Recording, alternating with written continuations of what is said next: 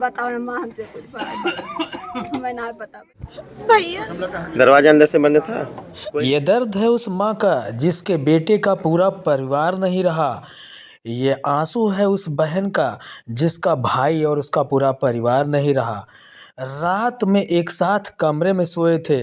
सुबह नहीं खुला दरवाज़ा। दरवाज़ा तोड़ने पर दहल उठा पूरे परिवार का कलेजा। मच गया कोहराम। आज नम आंखों से एक दो नहीं बल्कि 5 लोगों को दी गई गमगीन माहौल में अंतिम विदाई। दोस्तों, पूरी खबर जानने के लिए यदि चैनल पर नए विजिट कर रहे हैं तो प्लीज़ चैनल को सब्सक्राइब कर बेल आइकन को प्रेस कर देना, ताकि ऐसी ही लेटेस्ट और बड़ी खबरों की नोटिफिकेशन आपको सबसे पहले मिलती रहे। जी हाँ, हम बात कर रहे हैं श्रावस्ती जनपद की एक ऐसी खबर की जिसने बीते शुक्रवार को पूरे जनपद समेत परिवार को हिला दिया था। वहीं एक परिवार का एक दो नहीं बल्कि परिवार के 5 लोग अब इस दुनिया में नहीं रहे। वहीं आज 5 लोगों का अंतिम संस्कार गमगीन माहौल में किया गया। दरअसल जानकारी के मुताबिक एकौना थाना क्षेत्र के कैलाशपुर मजरा मनिहार तारा में एक ही कमरे से पति पत्नी और 3 बच्चों को मृत अवस्था में बीते शुक्रवार को पाया गया था। वहीं सूचना के बाद पहुंची पुलिस मामले की जांच पड़ताल में जुट गई थी। पुलिस के मुताबिक इस जघन्य वारदात को अंजाम देने वाले पिता ने भी खुद को मिटा लिया। अब आपको पूरा मामला तफसील से बताते हैं, वीडियो को अंत तक जरूर देखिएगा। दरअसल जानकारी के मुताबिक रोजली बीते बृहस्पतिवार रात बताया जा रहा कि पत्नी और 3 बच्चों के साथ कमरे में सोने चला गया था।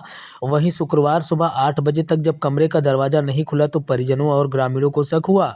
वहीं लोगों द्वारा जब दरवाजा तोड़ा गया तो अंदर का जो नज़ारा था वो काफ़ी भयावह था।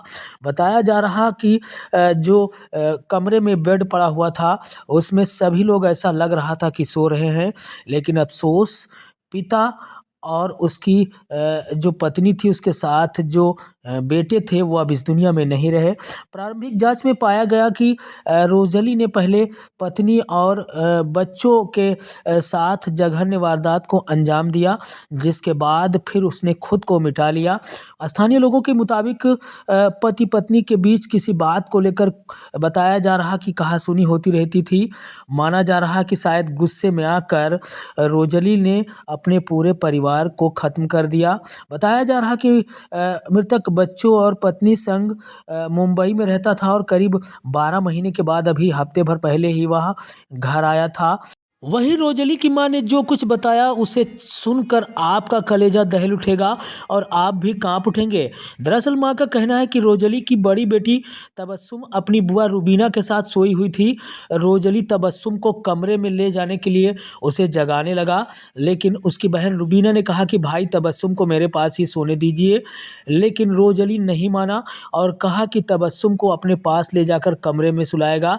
इसके बाद तबस्सुम को उसकी बुआ के पास से ले गया था कमरे में, और अफसोस की तबस्सुम भी अब इस दुनिया में नहीं रही।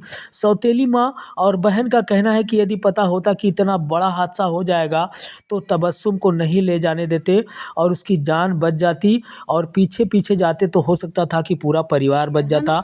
लेकिन अफसोस अब एक दो नहीं बल्कि पूरा परिवार खत्म हो गया। हल्ला हमार बिटिया बर्तन मांजे रही आई, तब खिड़की खोली तब भैया हमारे सब पूरे परिवार भाई सब सुबह नाई जाने न हमारे भैया कि हम का हम नाई रतियम खुटा फुट नाई सुन पाए न मैं सवाई दी अल्लाह पाक गया ना। हमारे बिटिया के साथ इंतकाल हो गई तो रूहानी विदा भरा तो हुआ गया ना। हम और हमारा लड़का ऐसे महफिल के बीच में लैलन से नहीं सबका खाना खवावत रहे मेहमान लोगों का। हम दिन हम पच्छू लंग बैठे रहे भैया, हमारे पूर्व लंग बैठे रहे। अब तक खाना खाइन हमारे भैया तक बैठ रहे तकरीर सुनिन खूब बढ़िया और बैठे रहे। साईं विदा भवा बढ़िया हजरत का यहाँ पैसा ना रहा छुट्टा तब और 20 रुपया छुट्टा करा के हमारे भैया दी। 8 बजे रात हम 8:30 बजे महतारी पुत घर आई गए। तक हम अपना गोड़ हाथ धो के हम अपने घर में सो गए। वह अपना पल्ला देखे यो के बाद में हम कुछ ना जाने। तो उनके अब्बू लेके आए तो उठाए बहनी नींद आने माँ बोली भैया कहाँ ले जाता तबस्सुम का। कहीं बहनी रे तू सो जाओ हम अपने ठिरिया लटे पर। तो बहनी ना पता है ना छोड़ लेती तबस्सुम का ना पीछे दौड़ता हम सो गए हम ना पता 1.5 साल होएगा सबका।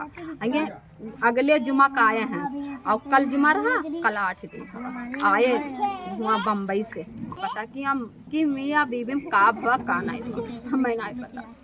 कुछ ना वही बतावे कि खाला कुछ भा, ना वही बतावे माँ हमसे कुछ भा, हमें नहीं पता भैया।